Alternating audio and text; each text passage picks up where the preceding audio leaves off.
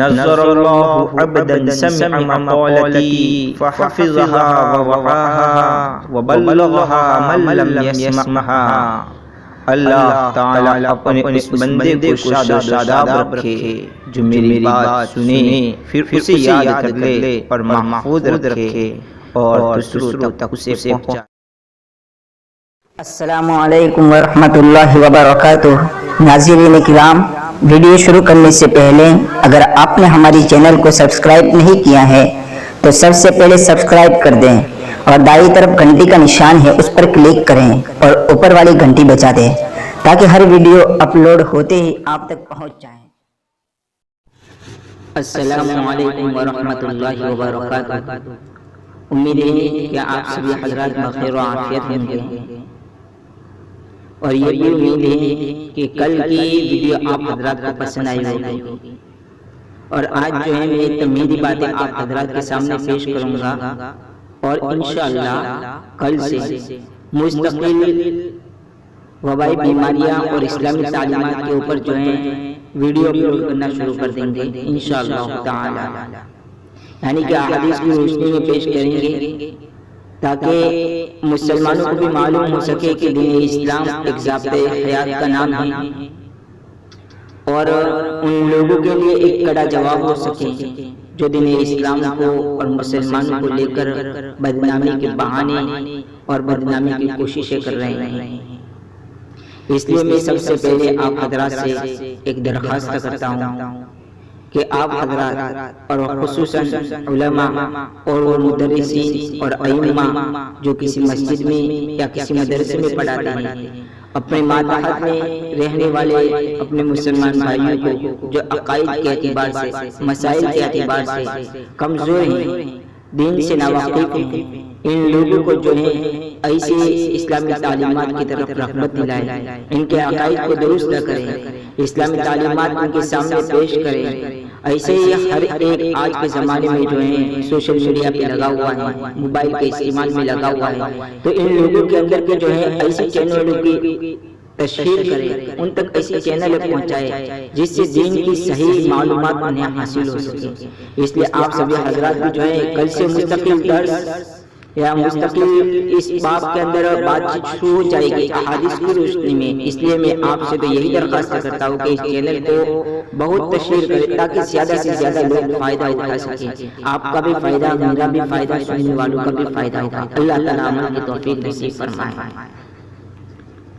بسم اللہ الرحمن الرحیم۔ الحمد للہ وکفی وسلام علی عبادہ الذین اصطفی، اما بعد۔ آج کی ویڈیو میں تمہید کے طور پر 3 باتیں عرض کروں گا۔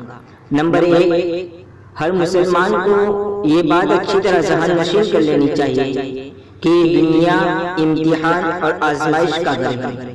یہاں جو کچھ بھی ہوتا ہے وہ بندہ کے امتحان کے لیے ہوتا ہے۔ کبھی فراخی اور خوشحالی دے کر آزمایا جاتا ہے تو کبھی تنگ دستی، پریشانی اور مصیبتوں میں مبتلا کر کے آزمایا جاتا ہے۔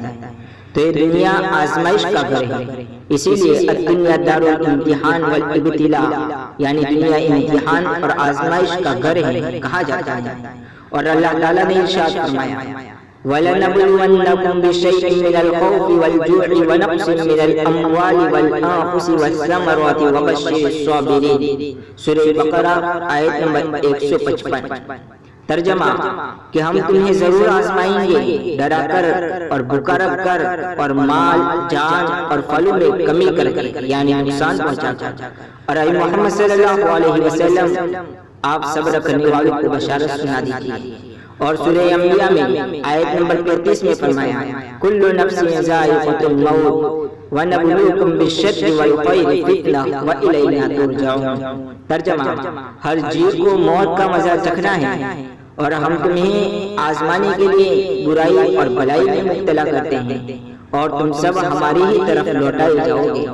اور اللہ کے رسول صلی اللہ علیہ وسلم نے فرمایا ما يزال البلاء بالمؤمن والمؤمنة في نفسه وولده وماله حتى يلقى الله وما عليه خطيئة، رواہ الترمذی۔ ترجمہ مومن مرد اور مومن عورت کی جان، اولاد اور مال میں آزمائشیں آتی رہتی ہیں، یہاں تک کہ جب وہ مرنے کے بعد اللہ سے ملاقات کرتے ہیں تو ان پر کوئی گناہ نہیں ہوتا۔ ایک اور جگہ ارشاد فرمایا، ما یصیب المسلم من نصب ولا وصب ولا ہم ولا حزن ولا اذى ولا غم حتی الشوکۃ یشاقها الا کفر اللہ بها من خطایا، رواہ البخاری۔ ترجمہ، مسلمان جب بھی کسی پریشانی، بیماری، رنج و ملال، تکلیف اور غم میں مبتلا ہو جاتا ہے، یہاں تک کہ اگر اسے کوئی کانٹا بھی چبھ جائے تو اللہ تعالیٰ اسے اس کے گناہوں کا کفارہ بنا دیتا ہے۔ اس لیے مومن کو ڈرنے کی ضرورت نہیں ہے، بلکہ ہر مصیبت گناہوں کی معافی کا سبب بنے گی۔ اور ان آزمائش میں ایک آزمائش کی زمانہ اور ہمارے وقت میں وبائی بیماری کرونا وائرس بھی ہے، اس لیے ہمیں اس سے ڈرنا نہیں ہے، بلکہ اپنے اعمال کو درست کر کے اللہ پر بھروسہ کرنا ہے۔ نمبر 2، اللہ مسبب الاسباب ہے، اور عام طور پر اللہ کی یہ سنت رہی ہے کہ کوئی چیز وجود میں لانے کے لیے کوئی نہ کوئی سبب پیدا کرتا ہے، جیسے کسی چیز کو کاٹنے کے لیے چھری وغیرہ کو سبب بنایا، بیماری سے شفا یابی کے لیے دوائی اور پرہیزی کو سبب بنایا وغیرہ۔ اور اللہ تعالیٰ نے قرآن پاک میں حاجیوں کے بارے میں ذکر کرتے ہوئے ارشاد فرمایا، وَتَزَوَّدُوا فَإِنَّ خَيْرَ الزَّادِ التَّقْوَىٰ وَاتَّقُونِ يَا أُولِي الْأَلْبَابِ، سورہ بقرہ آیت نمبر 197۔ ترجمہ، اور اپنے ساتھ سفر کا خرچہ لے لیا کرو، سب سے بہتر توشہ اللہ تعالیٰ کا ڈر ہے، اور اے عقل مندو مجھ سے ڈرتے رہا کرو۔ لیکن کبھی کبھی اللہ تعالیٰ اپنی عادت کے خلاف اپنے بندوں کو سمجھانے کے لیے سبب کی تاثیر ختم کر دیتا ہے، جیسے حضرت اسماعیل علیہ السلام کے ذبح کے وقت چھری کی تاثیر کو ختم کر دیا، اور حضرت ابراہیم علیہ السلام کو آگ میں ڈالا گیا تو آگ سے جلانے کی تاثیر ختم کر دی۔ لہذا اسباب کا اختیار کرنا یہ آپ صلی اللہ علیہ وسلم کی سنت اور عادت میں سے ہے۔ یہ توکل علی اللہ کے خلاف نہیں ہے، بلکہ عین توکل ہے، ورنہ آپ صلی اللہ علیہ وسلم اسباب کبھی اختیار نہ فرماتے، جبکہ آپ صلی اللہ علیہ وسلم نے مدینہ میں اپنے صحابہ کی حفاظت کے لیے غزوہ خندق کے موقع پر پورے مدینہ کے ارد گرد خندق کروائی، ہجرت کے لیے رات کے وقت نکلنا، غار میں پناہ لینا وغیرہ، یہ سب اسباب اور احتیاطی تدابیر آپ صلی اللہ علیہ وسلم نے اپنائی۔ خالص ہجرت ہی کے واقعہ کو لے لیجئے، بے شمار احتیاطی تدابیر کے اسباب میں نہیں۔ حالانکہ اللہ کے رسول صلی اللہ علیہ وسلم کا جو توکل اللہ پر تھا، اتنا توکل اور بھروسہ کیا ہمارا اللہ پر ہو سکتا ہے؟ اس لیے سبب کا اختیار کرنا توکل کے خلاف نہیں۔ بس اتنا یاد رہے کہ اسباب کو مؤثر نہ سمجھے، بلکہ اس اللہ کی ذات کو مؤثر سمجھے جو ان اسباب میں تاثیر اور طاقت ڈالنے والی ہے۔ بس وہ تاثیر ڈالے گا، طاقت ڈالے گا تو سبب کام کرے گا، اور اگر نہ تاثیر ڈالے، طاقت نہ ڈالے تو سبب لاکھ کوششوں کے باوجود کچھ نہیں کر سکتا ہے۔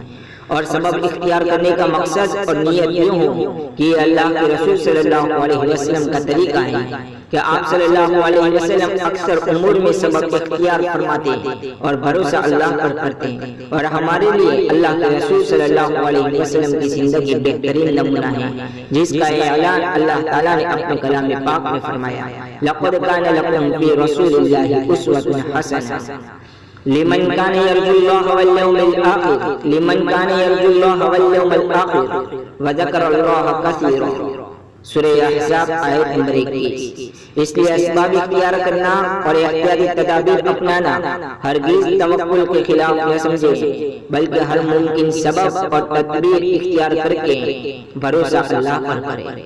نمبر 3، وبائی امراض میں اکثر یہ دیکھا گیا ہے کہ ہم اپنے گھر والوں، خاندان اور رشتہ داروں سے ملنے میں بھی ایک طرح کی کراہت اور حقارت محسوس کرتے ہیں، اور اس کی وجہ یہ ہوتی ہے کہ ہمیں خوف ہوتا ہے کہ اس کی بیماری مجھے نہ لگ جائے، جبکہ اللہ کے رسول صلی اللہ علیہ وسلم نے ہمیں تعلیم فرمائی کہ مومن کا ایمان کامل اور مکمل تب ہوتا ہے، پورا تب ہوتا ہے جب وہ اپنے بھائی کے لیے وہی پسند کرے جو اپنی ذات کے لیے پسند کرتا ہے، صحیح بخاری۔